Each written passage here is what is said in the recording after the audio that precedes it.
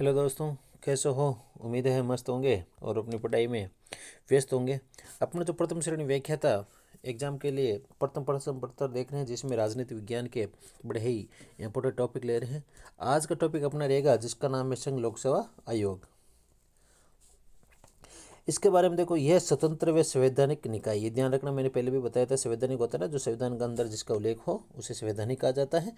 जिसका उल्लेख भाग 14 अनुच्छेद 315 से 323 तक है। तो ध्यान रखना, संघ लोक सेवा आयोग का उल्लेख भाग 14 के अंदर वर्णित है, अनुच्छेद 315 से लेकर 323 तक। तो ये ध्यान रखना। देखो, भाग 14 से 15 अनुच्छेद क्या, इस प्रकार अपन याद रख सकते हैं। कोई चीज़ को रिलेट करके याद करें तो आराम से याद हो जाता है। ये भारत का केंद्रीय भर्ती अभिकरण संस्था है। ये ना केंद्रीय भर्तीकरण अभिकरण संस्था है। इसकी पृष्ठभूमि देखें, मॉन्टेग्यू चेम्सफोर्ड अधिनियम 1919 की धारा 96 सी के तहत केंद्रीय लोक सेवा आयोग का एक प्रावधान किया गया। लाडली की अध्यक्षता में स्थायी आयोग का गठन 1923 में किया गया, जिसने 1924 में अपनी रिपोर्ट दी। यानी ली आयोग गठन के आधार पर इसका ना स्थापना हुई है कि सिफारिश पर 1 अक्टूबर 1926 को केंद्रीय लोक सेवा आयोग का गठन किया गया। तो आपको याद रखने के लिए दिया हो गया, ली आयोग की समिति के आधार पर है ना इसका गठन किया गया था, और इसका गठन 1 अक्टूबर 1926 को होता है। तो अपन को याद रखना, 1 अक्टूबर 1926 को इसका स्थापना हुई थी, यह गठन हुआ था। भारत में इसमें एक अध्यक्ष और 4 सदस्य थे, है ना, उस वक्त, है ना, प्रारंभ। इसके प्रथम अध्यक्ष रॉस बारकर थे, जो यूनाइटेड किंगडम के गृह सिविल सेवा के सदस्य थे। अगर आप इसके प्रथम अध्यक्ष की बात करें तो रॉस बारकर थे। तो अपन को याद रखने के लिए एक इसमें यही ध्यान रखना, ये मॉन्टेग्यू चेम्सफोर्ड के अधिनियम धारा 96 के तहत आयोग का प्रावधान किया गया था, जो लाडली की अध्यक्षता में हुआ था। लाडली के आयोग की सिफारिश पर ही इसका गठन 1 अक्टूबर 1926 को किया गया था। अगर इसके प्रथम अध्यक्ष की बात करें तो इसका प्रथम अध्यक्ष था रॉस बारकर। और ये भारतीय संविधान के उले भाग 14 में इसका वर्णन है, जो कि अनुच्छेद 315 से 323 तक है। अगला है भारत सरकार अधिनियम 1935 के तहत इसका नाम बदलकर संघीय लोक सेवा आयोग कर दिया गया। 26 जनवरी 1950 को भारत के संविधान के अनुच्छेद 378(1) के आधार पर फेडरल लोक सेवा आयोग संघ लोक सेवा आयोग के रूप में पहचाना गया। ये ध्यान रखना, है ना। 315 में अपन पढ़ा, भाग 14 में 315 से, है ना, 323 तक इसका वर्णन है। तो संघ लोक सेवा आयोग का गठन का प्रावधान है। 316 में अध्यक्ष नियुक्ति और उनकी पदावधि का प्रावधान। 316(1) में देखो, 15 में इसका गठन हो गया, 316 में नियुक्ति और पदावधि है। 316(1) में है नियुक्ति का प्रावधान। संघ लोक सेवा आयोग के अध्यक्ष व सदस्य की नियुक्ति राष्ट्रपति करता है। ये ध्यान रखना, नियुक्ति कौन करता है? राष्ट्रपति करता है। संघ लोक सेवा आयोग बहुउद्देशीय निकाय है, एक अध्यक्ष और 10 सदस्य होते हैं। ये ध्यान रखना, संघ लोक सेवा आयोग में एक सदस्य और एक अध्यक्ष व 10 सदस्य होते हैं, 1+10 होता है। ये ध्यान रखना, याद करने के लिए सीधा। अब है संघ लोक सेवा आयोग के अध्यक्ष और सदस्य की योग्यताएं का उल्लेख संविधान में नहीं किया गया, परंतु यह आवश्यक है कि संघ लोक सेवा आयोग के आधे सदस्य वे होंगे जिन्हें किसी संघ सरकार या राज्य सरकार के अधीन 10 वर्ष का अनुभव हो। ये ध्यान रखना। वैसे तो इनकी योग्यता को उल्लेख नहीं किया गया, लेकिन इतना जरूर लिखा गया है कि वही सदस्य होंगे जो संघ सरकार या राज्य सरकार की कोई भी सेवा में अधीन 10 साल का उन्हें अनुभव हो। नोट, उक्त 10 वर्ष की अवधि की गणना करने में इस संविधान के प्रारंभ से पहले की अवधि को शामिल होगी, जिसके दौरान किसी व्यक्ति ने भारत में क्राउन के अधीन या किसी भारतीय राज्य सरकार के अधीन का कारण किया गया। यानी क्राउन से पहले अगर किसी ने को 10 साल का काम करा, अनुभव है, तो वो भी काउंट होगा। कार्यवाहक अध्यक्ष 316 के में 1 में, यदि आयोग के अध्यक्ष का पद रिक्त हो जाता है तो अध्यक्ष अनुपस्थिति के कारण अन्य कारण से अपने पद के कर्तव्यों का पालन करने में असमर्थ है, तो उस स्थिति में आयोग के अन्य सदस्यों में से एक सदस्य किसी राष्ट्रपति अगर नियुक्त करे, उसे उन कर्तव्यों का पालन करना होगा। अगर जो 1+10 सदस्य होते हैं ना, उनमें से अगर राष्ट्रपति किसी को नियुक्त करें, है ना, मुख्य अध्यक्ष की अनुपस्थिति में, तो वो उनके कर्तव्य पालन करता है जब तक नए अध्यक्ष की नियुक्ति न हो जाए। अर्थात संघ लोक सेवा आयोग में कार्यवाहक अध्यक्ष की नियुक्ति राष्ट्रपति करता है। ये ध्यान रखना, अपन को इतना ही ध्यान रखना विशेष तौर से, संघ लोक सेवा आयोग में कार्यवाहक अध्यक्ष की नियुक्ति राष्ट्रपति करता है। 316(1) के तहत। 316(2) में कार्यकाल, संघ लोक सेवा आयोग के अध्यक्ष व सदस्यों का कार्यकाल 665। ये ध्यान रखना अपना, 665। संघ लोक सेवा आयोग के सदस्य कार्यकाल समाप्ति के बाद उसी पद पर पुनर्नियुक्ति का पात्र नहीं होगा। ये वाली बड़ी इंपॉर्टेंट लाइन है ना। इसके सदस्य ने वापस पुनर्नियुक्ति उनकी नहीं हो सकती, ये ध्यान रखना अपन को। त्यागपत्र, संघ लोक सेवा आयोग के अध्यक्ष व सदस्य अपने त्यागपत्र राष्ट्रपति देते हैं। ये हो गया अपना सीधा याद रखना स्वहस्ताक्षर लेख द्वारा, है ना, उनका हस्ताक्षर स्वहस्ताक्षर लेख द्वारा। 316 और 17 क्या खतरा होता है? संघ लोक सेवा आयोग के अध्यक्ष व सदस्यों के बर्खास्त की हटाए जाना और निलंबन का प्रावधान, ये 317 में। 317(1) में संघ लोक सेवा आयोग के अध्यक्ष या किसी अन्य सदस्य को राष्ट्रपति हटाता है सर्वोच्च न्यायालय द्वारा अनुच्छेद 145 का निहित प्रक्रिया के अनुसार की गई जांच के बाद हटाने का दुर्व्यवहार का कदाचार, ये 317 याद रख लो, 17 खतरा है।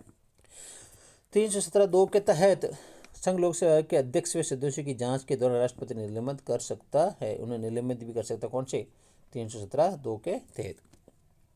317(3) कदाचार के अलावा निम्नलिखित परिस्थिति में राष्ट्रपति अध्यक्ष व सदस्यों को हटा सकते हैं। तो दिवालिया, अपने पदावधि और पद के कर्तव्यों के बाहर किसी वेतन योजना लगता है अर्थात लाभ का पद स्वीकार कर ले, राष्ट्रपति की राय में मन या शरीर की दुर्बलता के कारण पद पर बने रहने के लिए अयोग्य हो तो।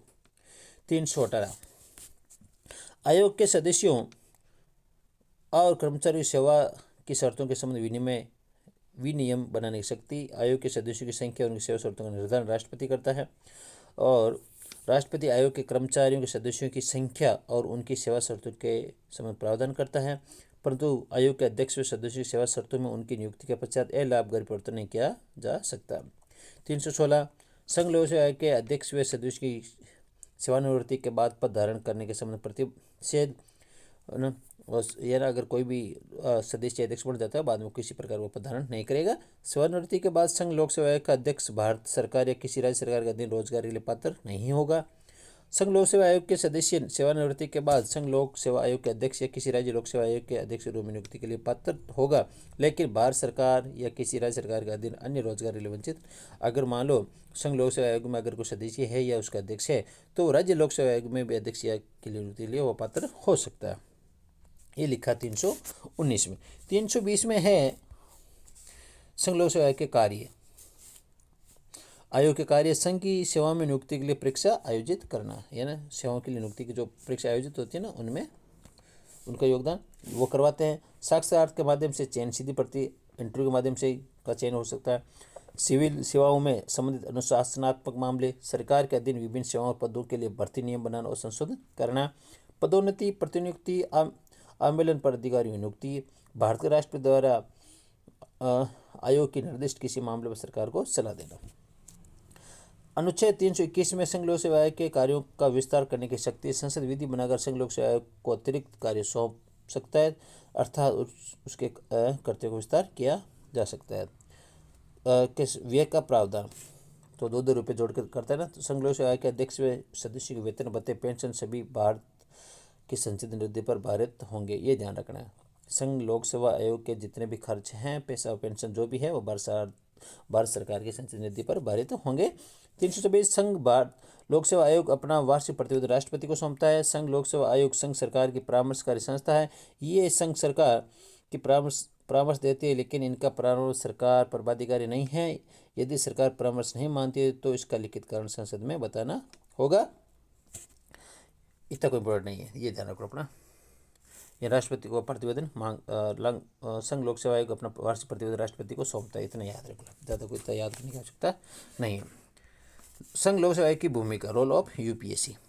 संघ लोक सेवा आयोग एक सलाहकारी संस्था है। संघ लोक सेवा आयोग भारत में सिविल सेवाओं की भर्ती के लिए एक संस्था है। संघ लोक सेवा आयोग की सर्वाधिक महत्वपूर्ण भूमिका निष्पक्ष और तटस्थ रूप से सेवाओं हेतु भर्ती कराने में है। एक लोकतांत्रिक देश में सरकारी सेवाओं में तटस्थ और निष्पक्ष नियुक्ति महत्वपूर्ण है, जिससे सरकार बैठ के लोग सरकारी सेवा पर नियंत्रण कर सके।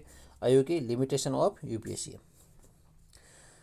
नियंत्रक एवं महालेखा परीक्षक व चुनाव आयोग के सामान्य संघ लोक सेवा आयोग की भूमिका अत्यंत महत्वपूर्ण व सराहनीय है। सरकार में नौकरी और आरक्षण प्रदान करते समय लोक सेवा संघ आयोग से परामर्श नहीं लेगा।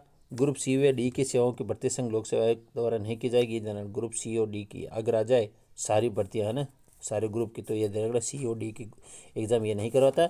अनेक सार्वजनिक संस्थाएं अर्थात अंतरिक्ष समन्वय इसरो है ना संगठन, रक्षा अनुसंधान और विकास जैसे हम DRDO, वह केंद्रीय विश्वविद्यालय सेंट्रल यूनिवर्सिटीज के संबंधित नियुक्तियां संघ लोक सेवा आयोग नहीं करता। ये ध्यान रखना, ना तो इसरो से संबंधित करेगा, ना DRDO से करेगा और सेंट्रल यूनिवर्सिटी से संबंधित भी नहीं।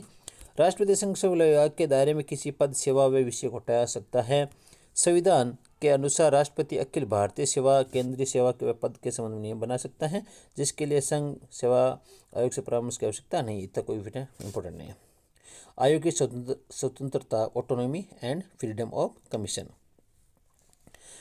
संघ लोक सेवा आयोग के अध्यक्ष व सदस्यों को राष्ट्रपति संविधान में वर्णित आधार पर हटा सकते हैं, इसलिए उन्हें पदावधि की सुरक्षा है। हालांकि अध्यक्ष या सदस्य की सेवा की शर्तें राष्ट्रपति निर्धारित करते हैं, लेकिन नियुक्ति के बाद इनमें लाभकारी परिवर्तन नहीं किए जा सकते। संघ लोक सेवा आयोग के अध्यक्ष या सदस्य को वेतन, भत्ते व पेंशन सभी वे भारत के संचित निधि पर भारित होते हैं। इन पर संसद में मतदान नहीं होता।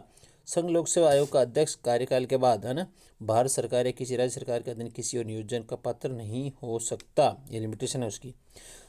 और संघ लोक सेवा आयोग UPSC का सदस्य संघ लोक सेवा आयोग का अध्यक्ष या किसी अन्य राज्य लोक सेवा आयोग के अध्यक्ष रूप में नियुक्त हो जाने का पात्र होगा। ये अपने पहले भी पढ़ लिया था। लेकिन भारत सरकार या किसी राज्य सरकार के अधीन नियोजन का पात्र नहीं होगा। संघ लोक सेवा आयोग का अध्यक्ष या सदस्य कार्यकाल के समाप्ति के बाद पुनः दूसरे कार्यकाल नियुक्त की नहीं किया जा सकता। इस बात को आप विशेष तौर से ध्यान रखें। तो इस प्रकार ये आज का अपना ये छोटा सा टॉपिक था और एग्जाम की दृष्टि से बड़ा ही महत्वपूर्ण टॉपिक है।